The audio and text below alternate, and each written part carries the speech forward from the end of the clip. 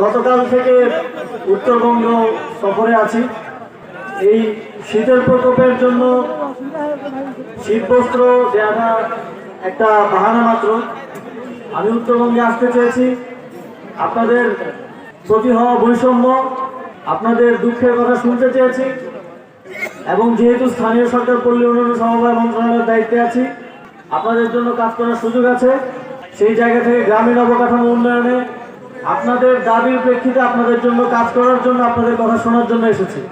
জলঢাকা উপজেলা এবং নীলফামারী জেলার যেই উন্নয়ন কার্যক্রমের প্রস্তাবগুলো জেলা প্রশাসন থেকে, উপজেলা প্রশাসন থেকে আমাদেরকে দেওয়া হয়েছে, সেই প্রকল্পগুলো বাস্তবায়নে হাত দেব।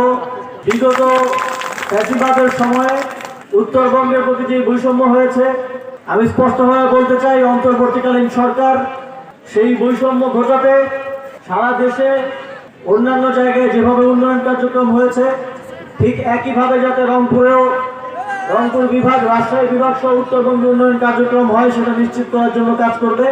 এই অঞ্চলের অধিকাংশ জায়গাতেই প্রায় উৎপাদনের 60 থেকে 70% উদ্ধৃত থাকে, যেটা দিয়ে বাংলাদেশের অন্যান্য অঞ্চলে যেখানে ঘাটতি আছে সেখানকার মানুষ কৃষি পণ্য, খাওয়ার পণ্য পেয়ে থাকে। সেই জায়গা থেকে কৃষি ভিত্তিক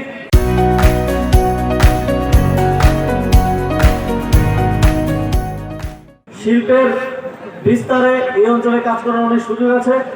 ইতিমধ্যে আপনারা জানেন সুগার মিলগুলো চালু করার সিদ্ধান্ত নিয়েছে।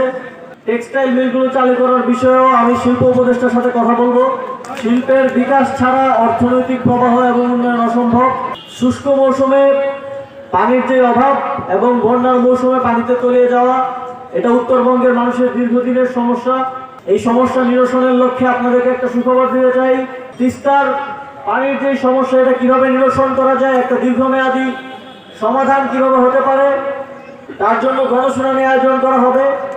আমরা উত্তরবঙ্গের মানুষের কথা শুনবো, তিস্তা নিয়ে আপনাদের সমস্যাগুলো শুনে তার প্রেক্ষিতে বৃহৎ পরিসরে একটা পরিকল্পনা গ্রহণ করা হবে। উন্নয়ন কার্যক্রমের ক্ষেত্রে এলাকা ভিত্তিক কোনো বৈষম্য আর থাকবে না। নাগরিক সেবাকে প্রায়োরিটি দিয়ে জনবান্ধব পাবলিক সার্ভেন্ট হিসেবে আপনারা কাজ করবেন। আমরা এই নতুন বাংলাদেশের জনগণের থেকে ঘুষ আদায় কিংবা দুর্নীতি এই ধরনের কোনো অভিযোগ আর শুনতে চাই না। দীর্ঘ ফ্যাসিবাদের সময়ে বাংলাদেশের প্রত্যেকটি রাষ্ট্রীয় প্রতিষ্ঠানকে যেভাবে ধ্বংস করা হয়েছে, সংস্কার কার্যক্রমের মাধ্যমে যদি তা পুনর্গঠন না করা হয়, তাহলে আমরা এই ফ্যাসিবাদী ব্যবস্থার থেকে কখনোই বের হতে পারবো না। জুলাই গণঅভ্যুত্থানে যে কারণে আমাদের এত ভাই ছাত্র জনতা শহীদ হলো, আহত অবস্থায় এখনো অনেকে হাসপাতালের বেডে কাতরাচ্ছে, সেই অন্যতম সংস্কারের এজেন্ডা বাস্তবায়নে সরকার কাজ করে যাচ্ছে। সমর্থন এবং সংস্কার কাজে সরাসরি আপনাদের মতামত দিয়ে অংশগ্রহণ করবেন।